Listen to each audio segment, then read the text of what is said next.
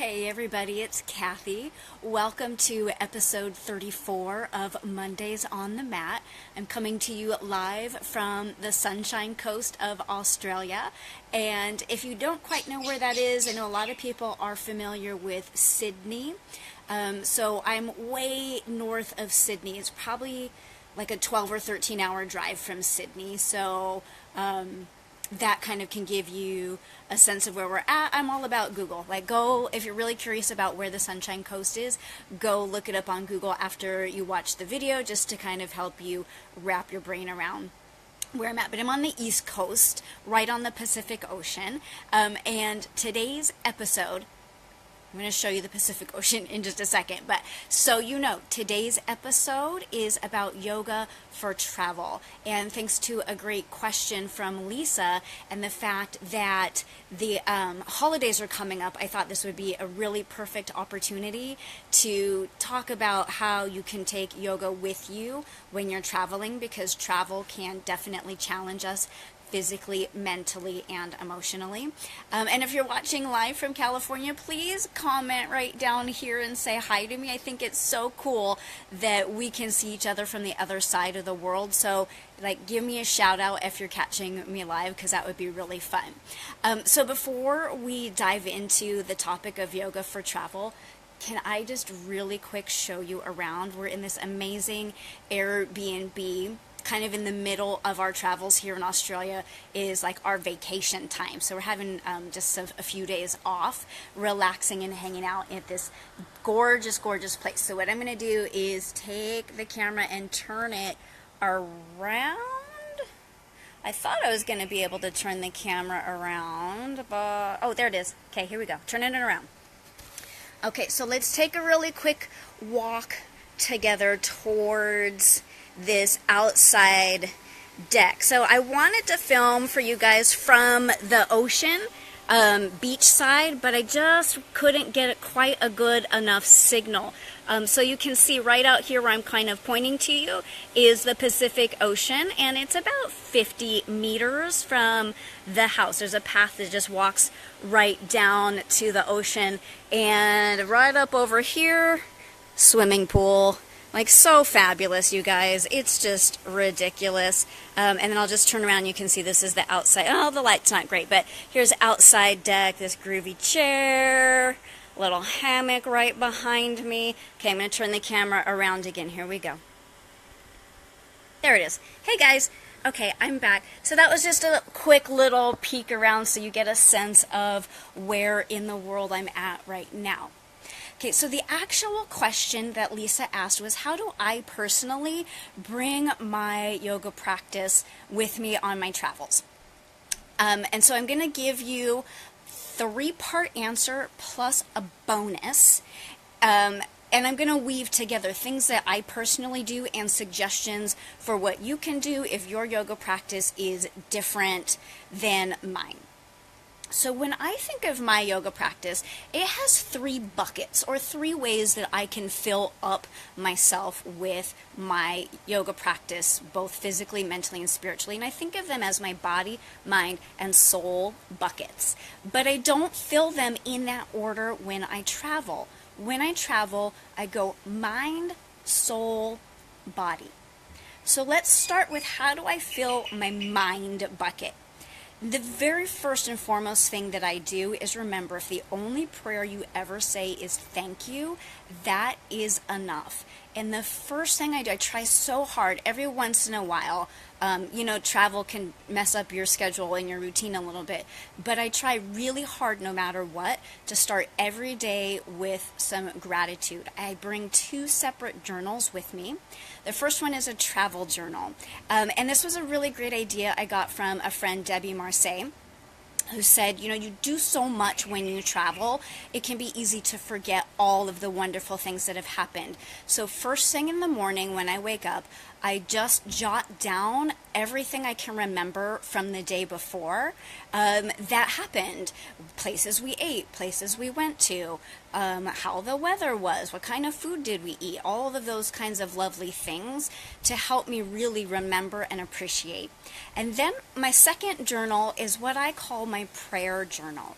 And I sit down And I express deep gratitude for everything that has happened the day before. First and foremost, I almost always start off with safety, because there's so many moving parts when you travel that I'm always grateful that we've arrived at our destination or experienced the place that we're at and we've been safe and healthy.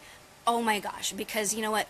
Delayed flights, lost luggage, traffic, all of those things are inconsequential to arriving someplace different in the world, safe and whole. So I almost always express gratitude for safety, and then the things that I'm experiencing. Anything from like the gorgeous views, the great food, the experience. And yesterday we went to the Australia Zoo, and so like really grateful for all of the people and all of the care and love that they expressed for the animals. All that goes down into my gratitude journal, and that practice takes 5 minutes max. So no matter how busy a travel day is, at least setting down those 5 minutes gets my mind in the right place. Because like I said, so much can happen when you're traveling that can get you frustrated and upset, and really easy to like worry your mind around the negative, that practice reminds me to stay positive and grateful. And here's a really awesome example. When we left for this trip, we flew from San Luis Obispo to LAX on United Airlines. And technically, United Airlines does not code share with Virgin Australia, which means they're not technically supposed to check our bags through. So we're supposed to go to baggage claim, get the bags, take them over to Virgin, recheck the bags. And the last couple times, the person working the counter checked our bags. But this time, the young man at the desk was very argumentative. He was very demanding that he couldn't check our bags through, that wasn't their policy, and it wasn't going to happen. And the problem was, due to our connection time, if our bags didn't get checked through, we weren't going to make our connection. And after an uncomfortable conversation, he decided to go ahead and check our bags through. So I could have spent time and effort ruminating on how rude and frustrating and argumentative he was, or I could spend time being grateful that he did decide to check our bags through, and we did ultimately make our connection.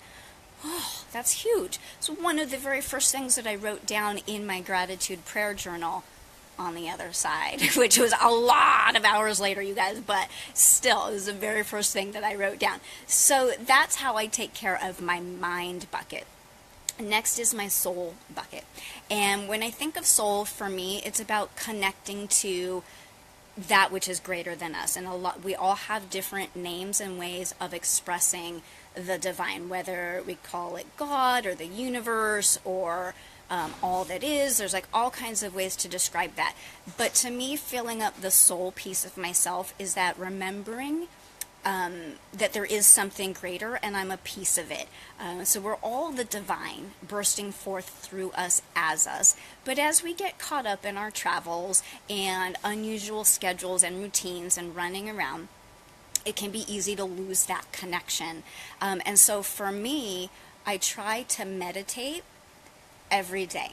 And what I have discovered is that when I'm traveling with my husband, especially, it's really hard to actually meditate when he's right there on the other side of the hotel room or whatever. So I've discovered guided meditations are the way to go. A lot of people use Headspace app. I don't. Lately I've been doing Abraham Hicks's Getting into the Vortex meditations. They're 15 minutes. And it's just that time to connect and slow down and get out of some of the busy go all running around. And I try to do that in my normal routine like I would at home. So at home, meditation comes after I've had breakfast and a shower. Boom, meditation. So I try to do that when I'm traveling, breakfast, shower, meditation.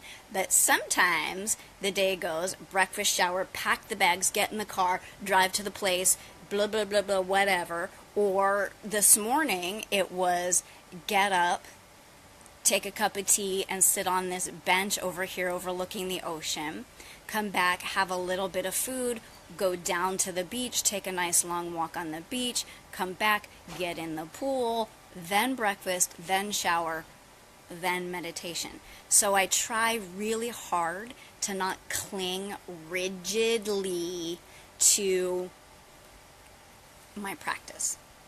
There has to be in travel some wiggle room, some grace in allowing it to not look and feel exactly the way it does at home, because I think that's going to be crazy making.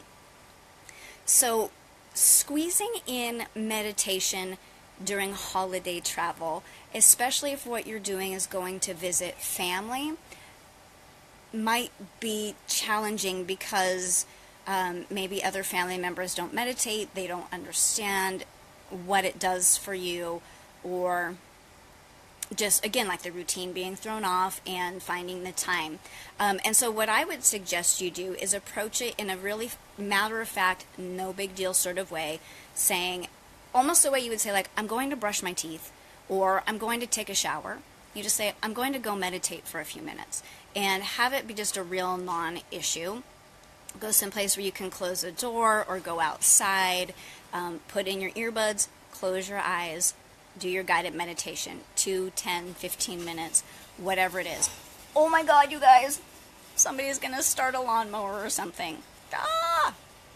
And if somebody's wanting to interrupt you, you can either just not respond because your eyes are closed and your earbuds are in, or you can very kindly and gently say, I'll be done in a few minutes. And if you're still meeting a little bit of resistance, or why do you need to go meditate, or do you have to do that right now, you can say, you know what, you will be so much happier if I go meditate. And it's a phrase that I use on occasion with my husband. I'll be like, you are going to be so much happier if I go meditate for a few minutes. Because again, it just takes down some of that anxiety or stress, because when we travel, I have my notes, you guys. This is how much of a nerd I am. I'm totally on vacation in Australia, and I still had to write notes because I love you guys, and I want to give you a really high-quality amount of information. So, you know, when we travel, it can just bring up stress and emotion and fear, especially if you're going to a new place and you're highly sensitive. Just all of that energy, and meditation just brings you back to remembering that you're a spiritual being. It calms you down. Okay, so mind bucket, soul bucket. The last one I think of and worry about or take care of when I'm on vacation is my body bucket. And I'll tell you what I do, and again, you get to take this information and apply it to your own practice. But when I'm at home, I have a very strong, very dedicated physical practice. And by physical, it doesn't just mean asana. I mean anything that I do that burns calories and counts as like exercise and movement, because I have a type of body that needs to move in order to feel good and in order to sleep good. Like, I don't sleep well if I haven't had some exercise 6 out of 7 days of the week. So at home, I'm like at least 4 days a week, I go take really fast walks with the dog. I do strong asana. 1 day a week, I do like a cardio and weight circuit type workout. So when I'm traveling, especially if it's like a weekend or 7 days or less, I'm not super concerned that I hit a strong asana practice every single day. That being said, I do have my handy dandy travel yoga mat. And if I'm going 7 days or longer, this guy is coming with me, and I take the hit because, you know what? This is, I don't know if you can see how thick it is. This is a Manduka. I think it's called like an Echo Light Travel Wet Grip. I don't know. I am not an ambassador. I'm not getting paid for this plug. But just so you know. So I take this guy with me. It fits into my larger suitcase. And it weighs 4 pounds. So I do take a little bit of a weight hit, and I have to kind of think about my packing around that because it adds some extra pounds. I I could certainly do it as a carry-on, but I think it's just easier to throw it in the bag. So when I'm going to be gone for 7 days or longer, I do need to make sure I'm getting some asana in there. Sometimes I do it for myself, but I find that, again, my discipline sort of tanks when I'm on vacation because I'm so disciplined at home. I also always travel with my laptop, so again, not being I'm not endorsing because I don't get paid by any of these people that I recommend, but I love Yoga Glow, and they have all different time links of videos, so I'll do a 60-minute or 90-minute Yoga Glow video a couple times a week. I think I've done about 4 or 5 Yoga Glow videos and a couple of, no, that can't be right. Maybe I've done like 4 Yoga Glow videos in the last week or so that I get some asana. I'm going to temper that with how much other physical activity I got. So the next couple of days, I'm going to be walking up and down that beach a whole bunch of times and jumping in the swimming pool and moving around and burning calories. So my need to do strong asana the next couple of days is going to decrease. So probably in the next couple of days, I won't do asana, or I might just stretch a little bit. And FYI, this is an adult sentence coming, so if there are littles around you, plug their ears for a second. I do consider sex to be physical exercise, and when I am traveling with my husband and we've got a little bit more time, that happens a little bit more often than it does at home. So again, my physical activity is increased, so my need for strong asana decreases, knowing that I will go back to a very strong disciplined practice at home. So the final piece of asana or physical practice is, what do you do after you've been sitting in a car or an airplane for a ridiculously long number of hours? And especially for me, because I'm small and car seats and airplane seats don't fit me real well, I end up in these like fetal positions for hours on end. So you've got really tight flexion in the hip creases and a compressed chest and an achy back from being curled over. So the main types of movements I would recommend after a long ride: side bends, standing side bends, you guys. Oh my gosh, get out of the seated position. Standing side bends, low lunges or high lunges, but I think low lunges open up the quadriceps and hip flexors better. Low lunge with the side bend. So if you're doing a low lunge and the right foot is forward, then you're going to side bend to the right. So you side bend over the front leg. Oh my God, that is like heaven right there. Twists to relieve the back. Now, when your back is sore after you've been sitting for a long time, people will say to me, oh my God, I did this long car ride, I need to stretch my back. That's true. You do need to stretch your back after you've been sitting, but if you go into another forward fold, you're exacerbating what's already been happening. So I would recommend laying down on your back, which number one brings it into its nice neutral position, and then doing a long, juicy spinal twist, because supine twists, when you're lying down, those stretch the musculature of your back. Like a lunging twist or a standing twist is more strengthening. So you really want to lay down and do some twists lying down on your back. So side bends, lunges, and twists lying down are all going to help relieve your physical body, as well as chest opening. You know, interlace your hands behind your back or hold a towel or something and open up your chest. Oh, it's like hallelujah. If you're exhausted, for example, after a 13-and-a-half-hour flight, and oh gosh, and that whole thing at LAX, at LAX and at San Luis Obispo, that was a whole fiasco. Not fiasco. No, that's not correct. What it was very time-consuming. And so just like laying flat on your back or laying flat on your stomach and letting that tightness unravel, it can be enough. You know, and it's like, don't beat yourself up for not having a full-on, hardcore, whatever kind of physical practice you normally have when you're traveling. If you have it at home, missing a week or 10 days is not going to mess you up too bad. You do start to see decline after about 2 to 2.5 weeks, which is why when I'm gone longer than 7 days, I do try to make sure I do asana at least a little bit. So lastly, I have a bonus for you guys, and thanks for hanging in so long today. I know this is a little bit of a longer video, and if you're having any other questions, again, about about yoga for travel, post them down here in the comments, and I'll make sure that I clarify anything I didn't get into today. But the bonus, or the most important part of my yoga practice that I can bring with me when I travel is my attitude that yoga has taught me. And what I think the big piece of that is that yoga has taught me that things don't need to be perfect in order for me to enjoy them. And being able to appreciate and value things when they're not perfect, because they often aren't. You know, we get these like big romantic notions in our ideas about how the trip is going to go, and or how the family visit is going to go, and it's going to be said this is a trip of a lifetime. I hear that sometimes, this is a trip of a lifetime.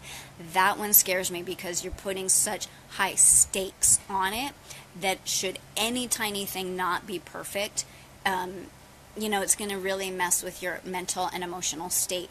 So that ability to really be in a place of appreciation and enjoyment without things being perfect. So if you think about like when you're on your yoga mat and maybe you're trying a balance pose and you just keep falling out, and for whatever reason you cannot balance that day, or you're in a deep stretch and it's intense and you really can't get in there all that well. And yoga teaches you to just like breathe through that and still recognize the benefits of that you're taking care of yourself, and you're learning and you're growing, and that you are enriched by the experience. That's how I try to think of travel, because when you're traveling, it can mess with your sleep, it can mess with your digestion. You know, the itinerary you planned for yourself may fall apart. You may need to make alternate plans. If you're dealing with family, that could be stressful and difficult. And so it's this notion that I'm trying to find really good words for you guys right now. It's this notion that you can have an amazing, wonderful, valuable, enriching time even when things are not perfect. And I think more importantly when things aren't perfect, because it's almost impossible to nail down an absolutely perfect situation every time you travel. And so here's a really, really good story from like last night about how I'm bringing that attitude with me on this trip. So here we are in this gorgeous, that I showed you, Airbnb right at the ocean. It has these glass doors that open out and the breeze flows through. Oh my God, amazing. And when we got here, you know, the host had the whole house opened up and the lights, the beautiful glowing warm lights were on. But apparently they've had several days of rain just before we got here, and now it's warm and sunny. It's probably about like 82 degrees out here. And so the warmth and the moisture means that all the mosquitoes hatched, and the doors were open and the lights were on, and it was a freaking mosquito palooza in there last night. Like I don't even know how we slept, and I have been bit by mosquitoes like more times in the last 12 or 15 hours than I have been bit in the last 2 years. I don't even know if you can, like, there's one right there. There's one there. There's one there on my face. There's one on my knuckle. A whole bunch down my legs. And it was so funny. Last night, I was like, okay, I'm just going to cover up with my sheet. And so only this part of my face was showing. So of course that's where the mosquitoes bit me, like everywhere. And so it's like, I could be pissed. I could be blaming the homeowner for leaving the doors open or the lights on. But instead, I'm just having a sense of humor about it. And Michael's out running some errands, so he's going to pick up some bug repellent, and we're going to light some incense and get the last of the mosquitoes out of the house. But I could let that really like almost ruin my trip, or I can be like, wow, this is going to make such a great story next year. Like, maybe not right now as I'm covered with bug bites, but next week, next year, it could be hysterical. And I'm not going to let it detract from me enjoying the beauty and going out there on, like, as a matter of fact, in about 2-3 minutes when we wrap up, I'm already in my swimsuit and popping in the swimming pool. So I'm not going to let that bother me. And that's an attitude that I learned on my mat, to not let the falling out of the poses, to not let the difficulty or the frustration detract from the overall experience, but rather enrich it. I think that our most enriched and interesting experiences are the ones that are fraught with some challenge, because it helps us rise up into the most full version of ourselves that we possibly can be. So, wow, probably one of the longest winded answers that I've ever had for you, and it's not cut and dry. And it's like I said, you just have to leave some room for things to not be perfect. So, Lisa, that was a super long answer to your question. I may not have even nailed it, and I can certainly clarify or give you more details if you're looking for something more specific, like a specific sequence or something like that. When I'm back in the States in a couple weeks, we could do a real specific, like, post-airplane or post-car drive sequence, if that's something you're interested in. Remember, comments here. This is going to come up on YouTube in a little bit, so you can comment on YouTube, shoot me messages, ask me live, and you guys know how to get me. Ask me, and I will answer you on an upcoming episode of Mondays on the Mat. And just a quick reminder that classes resume in California on Friday, November 10th. I may or may not be live next Monday, depending on what's going on over here. I'm not quite sure what we have on our schedule, but if I can see you, I might be able to come to you live from the Koala Sanctuary because they have Wi-Fi. Oh my God. Let me know if you would like me to come to you live from the Koala Sanctuary, because that would be redonkulous. Have an awesome Sunday evening in the States and an awesome Monday here in Australia. I'm so happy to see you. I love and miss you guys at home, and I will see you soon. Have a beautiful day. Namaste.